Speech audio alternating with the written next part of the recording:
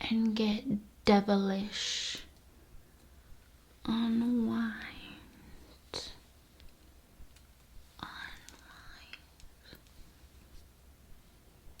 And get devilish.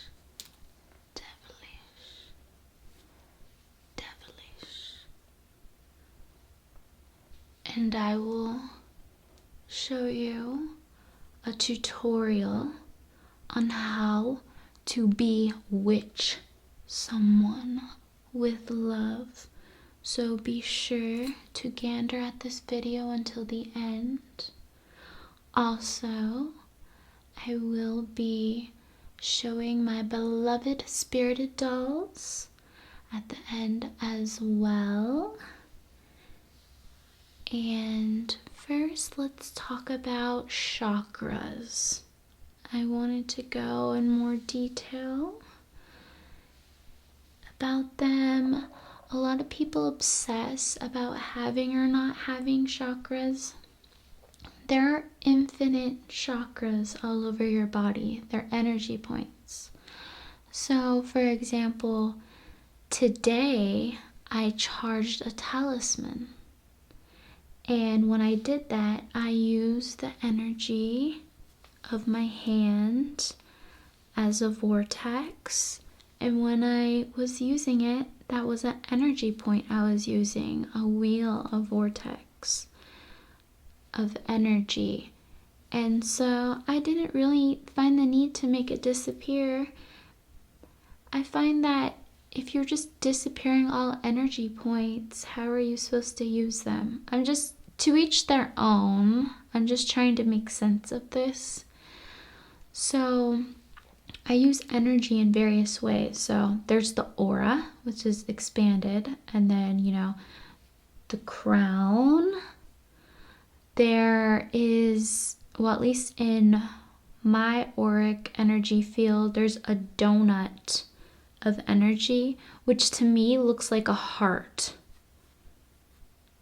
Okay? And when Belial had me go through my transformation with the chakras as well, he had me customize them. And some of the main chakras he had me customize were my eyes, my physical eyes, my third eye, nose, mouth, and ears, which makes sense. With psychic senses, you can be clairvoyant, clairaudient, clairsentient. You could see spirits, hear, smell, speak to, and so forth. So be open about it, but really think. I don't go by just the basic chakra points. I just use energy points in creative ways all the time, but also just beware of just jumping on the bandwagon of, oh, I'm just going to take away all my energy points. So then how are you using energy? Just something I wanted to bring up. Here's some clear kunzite. This is excellent for energizing the heart. And so feeling that strong energy pool go through your heart all the way, the energy through the outside. Because I feel as though a lot of people, when they think of chakras and energy, they're just focused a lot or mostly focused on the front, when you have as much energy work to do on the other side of your body.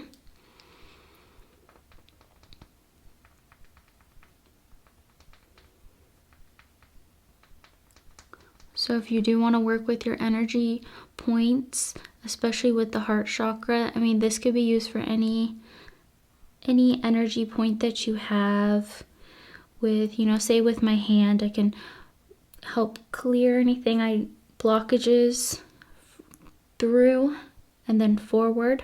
So then it's easier for things to come through me with my hand, come towards me with magnetism. And then also for when I want to release energy towards something. Also, here's some quartz. And I got a lot of these stones actually at a mine. I know I've mentioned this before when I was mining for these stones that I'm showing you today in particular. Quartz is excellent to actually connect with the water element. So if you're doing a ritual, see how it looks like, it kind of looks ice-like. And you need a water element. Quartz is pretty common. You can also just listen to what the crystals are telling you, what they either think they should represent for you in your ritual, or what message they have to tell you.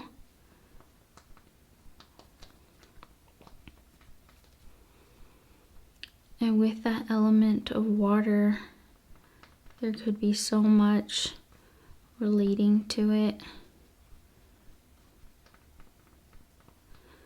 For me, it's connecting with that divine feminine, primordial type energy today.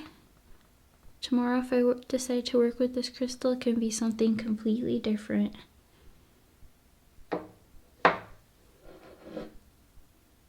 Pardon me.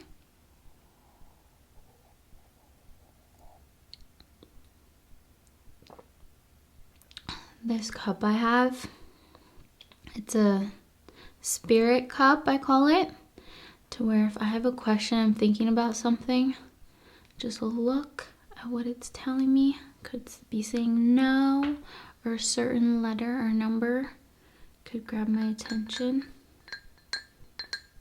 I'm just drinking some iced tea.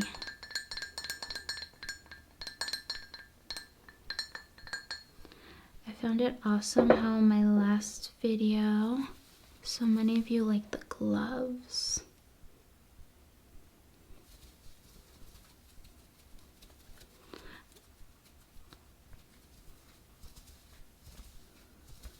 And I may do some more glove action in my next video. Okay. I have a lot going on here. I have a lot of stuff. These earrings are really big. This is a tea chest. Keep some of my favorite magical blends in here.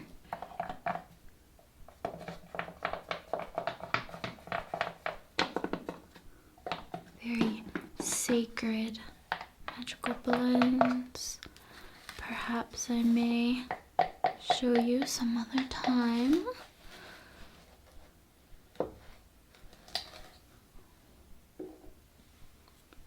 Black sand.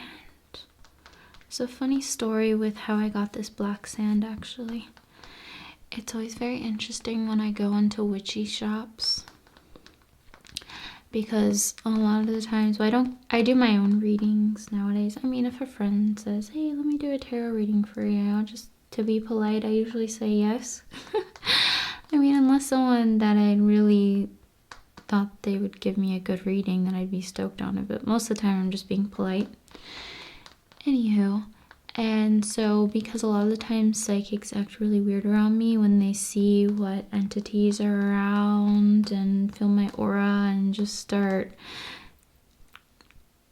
vibing and getting thoughts from my head and just who I am and whatnot. Just they have the look of horror in their face. It's her.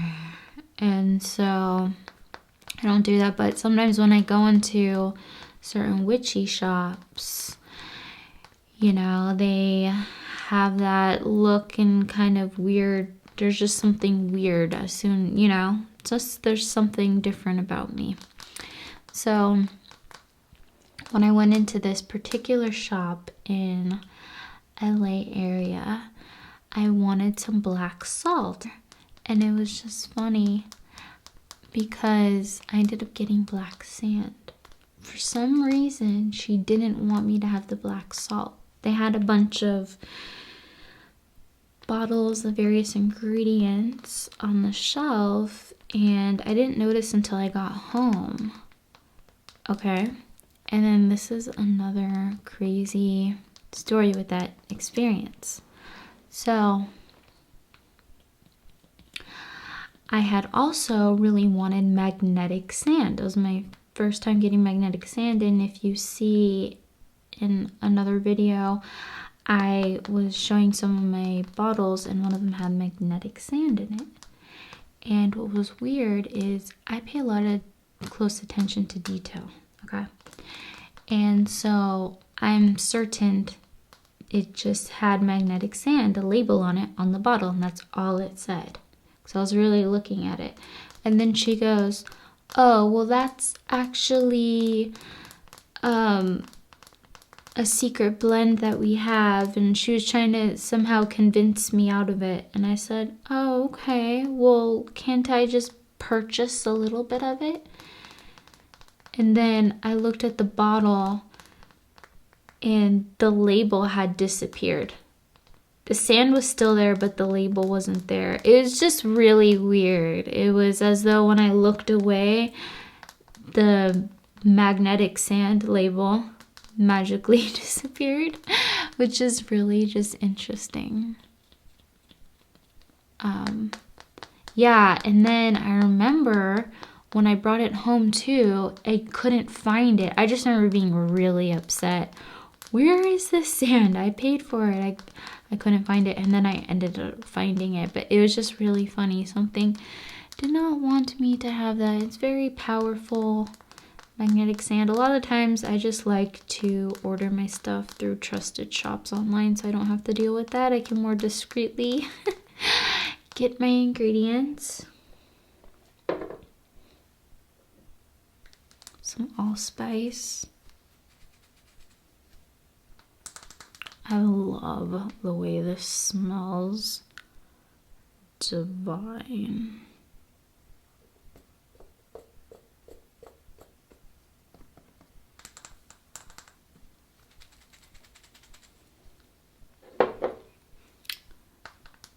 Juniper berries. Oh, I love these so much too. Some of my favorite ingredients.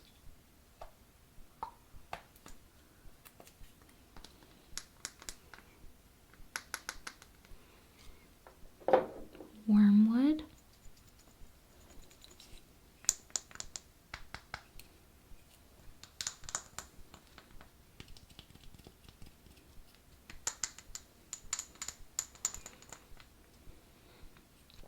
Now on to performing the Bewitchment of Love, a how-to. I know a lot of what I do on this channel is speaking, but because a lot of what I do has to do with the power of the mind, that's why I really encourage meditation.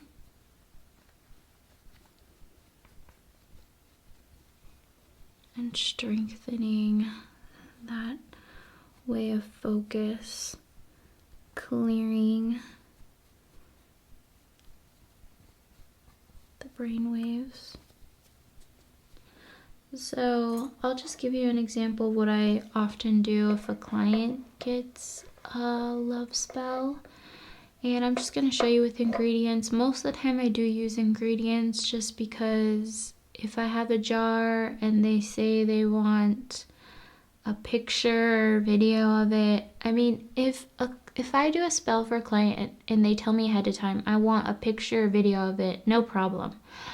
I normally just don't send that because oftentimes if you have, just picture yourself doing a ritual and having the camera going on or taking pictures while you're doing it. You're not focusing all in, and a lot of my clients just trust me.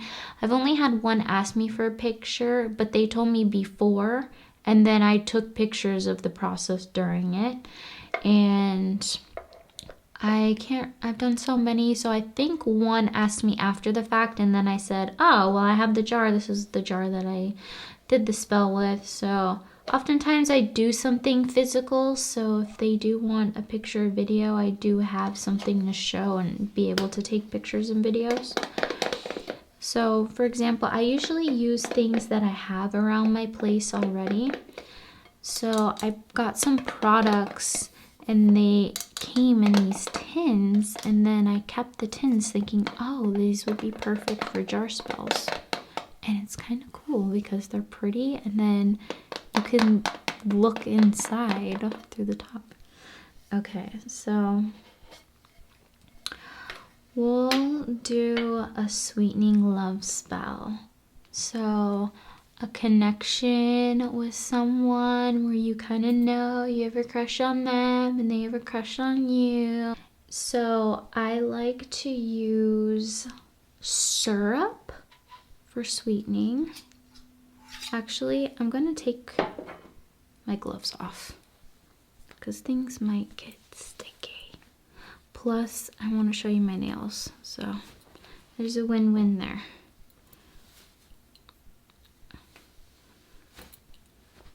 They're rainbow. Crazy. I like using syrup because it's really sweet. Plus, it's pretty cheap. I can get a huge jar of it for a great price, which I usually do. I'll get a huge jar of it, and that way I can use it for many spells. Okay, so that's not the first ingredient I usually put in. Usually I'll do the piece of paper. So I'm not gonna write the names on here, but I'm gonna actually visualize them on here. Okay. And you can put symbols on there. You can put different words. I love how paper sounds. It's actually one of my favorite ASMR triggers is this sound.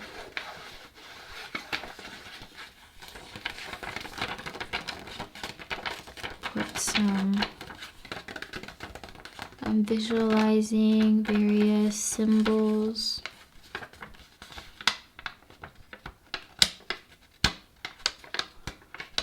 Hearts, smiley faces, infernal, crowns, just symbols on the paper. Okay, and then I'm gonna fold it towards me. And I'm visualizing a pink auric energy around the paper. Okay, that'll fit in there nicely. Also, if it's a love, sweetening, romantic type spell, I feel as though coupling items in two is great, you know, that partnership.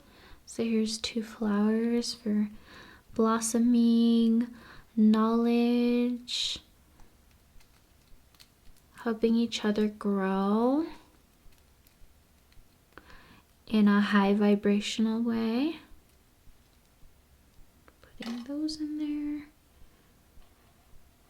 Then I have a bunch of beads, and I actually like to use these. These are really great because to me, they're almost the shape of, it reminds me of just 2 people. So here's just some moss agate, just the green and red colors. Love energy. The 2 lovers together. The spell. Couple of the juniper berries.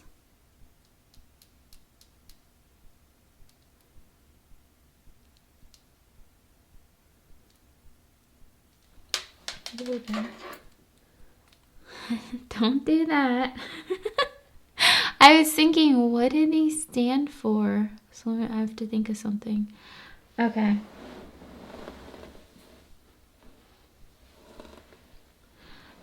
kindness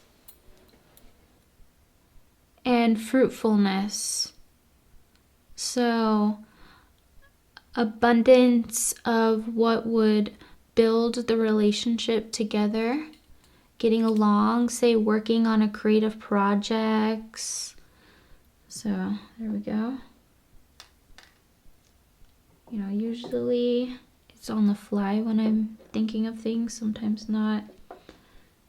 Let's grab a couple of allspice. Oh, perfect. And 2 came out. This will spice up the connection, some lust, keeping things interesting all the time, experimenting. Oh, I think you guys are gonna like this sound. I like crunchy.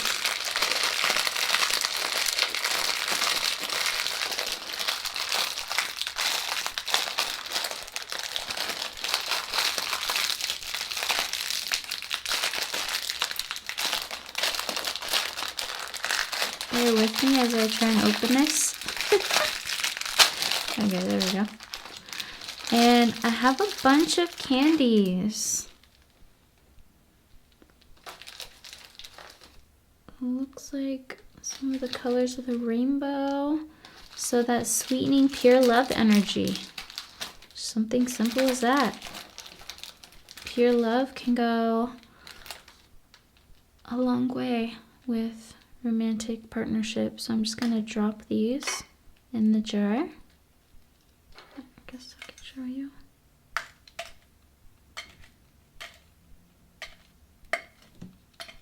Oops.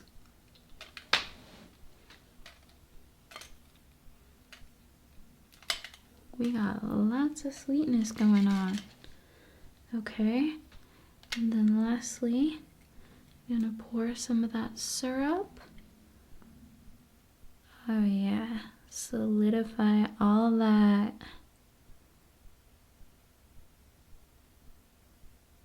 Oof.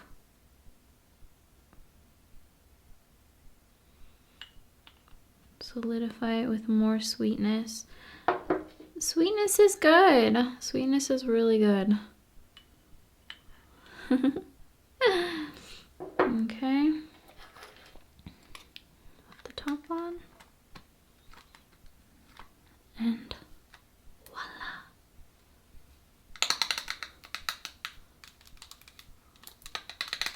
May the high vibrations, the good vibrations rise. As promised, I was going to show you my dolls. I first want to show you one of my dolls that is not spirited, but she's very special to me. This is the Emerald Witch doll. She's vintage. You can hear that. Back in the day when she was new, her eyes would light up green. They don't work anymore, but she's still just as beautiful. And then we have Tabitha.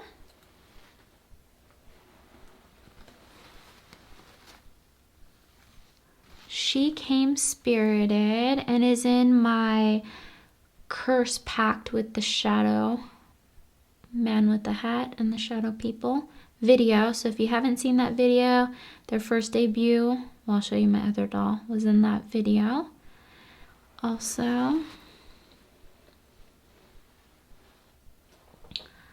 I have Zor, who is spirited. They got new dresses, vintage dresses with the spirit that I created. Azazel had me with another deity. And they just wanted to say what's up. Please subscribe. I am almost to 2,000 subscribers, so it means so much to me. And if you share this video with your friends so it could reach more people, if you know they're into ASMR or the occult, both, like, comment, turn the notification bell on. Later, darlings. I love you with all my heart.